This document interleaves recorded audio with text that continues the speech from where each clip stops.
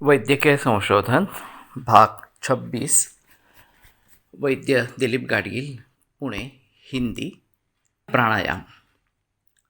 आज विजयादशमी के त्यौहार पर सभी को शुभकामनाएं। तो मैं बात कर रहा था प्राणायाम की, और वास्तव में हवा जो भी ली जाती है वो फेफड़ों में ली जाती है और वहीं से बाहर निकाली जाती है। ये हमारा सीना या छाती और उदर पेट जो है उसमें एक पर्दा जिस प्रकार का है, जिसको डायफ्राम इस प्रकार से कहते हैं। जब पूर्ण क्षमता से हवा ली जाती है तो ये डायफ्राम नीचे आ जाता है, और जब पूरी हवा बाहर निकाली जाती है तो डायफ्राम फिर से ऊपर आ जाता है। और ये बात खास करके बच्चों में अच्छी तरीके से देखी जाती है।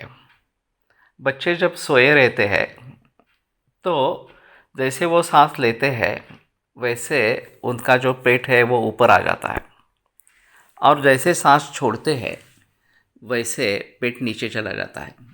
ये आसानी से बात देख सकते हैं। तो ये पूर्णतः नैसर्गिक इस प्रकार का श्वसन करते हैं और अपने फेफड़ों का पूरा इस्तेमाल करते हैं। जैसे हम बड़े हो जाते हैं वैसे ये नैसर्गिक प्रक्रिया नहीं रहती और हम हमारे फेफड़ों का बहुत कम उपयोग इस प्रकार से करते हैं। तो जो भी श्वसन होगा वो उथला पुथला इस प्रकार का होगा। पूरे फेफड़ों की क्षमता इसमें प्रयोग में नहीं लाई जाती। तो इस बात को ध्यान में रखते हुए अगर हम फेफड़ों का पूरा इस्तेमाल इस प्रकार से करते हैं तो हर सांस के साथ पेट ऊपर आ जाता है, और जब सांस छोड़ते हैं तो पेट नीचे चला जाता है।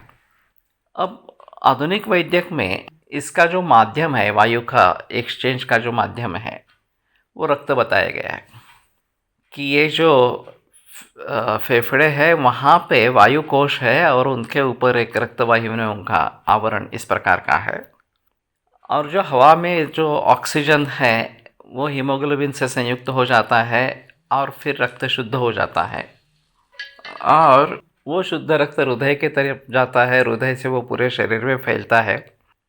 वहाँ मलरूप वायु कार्बन डाइऑक्साइड जो निर्माण होता है वो हीमोग्लोबिन से फिर से संयुक्त हो जाता है, वो फिर से हृदय में आता है और फिर हृदय से फेफड़ों में आता है और फिर वहाँ से शुद्ध बनकर फिर से हृदय में जाता है। तो यहाँ रक्त ही माध्यम है, लेकिन उसका संबंध हृदय से है।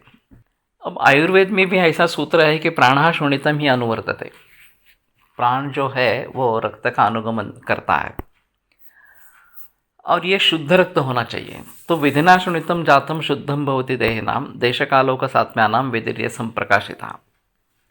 देश काल और ओक सात्म्य इस विधि से निर्माण हुआ रक्त ये शुद्ध रक्त होता है, और उस शुद्ध रक्त का अनुगमन वायु करता है। अब यहाँ भी रक्त ही प्रधान है, फिर भी उसका हृदय से संबंध नहीं जोड़ा गया। तो हमारे यहाँ नाभि में एक सिरा का जाल इस प्रकार का है, आयुर्वेद में जो वर्णित है इस प्रकार से।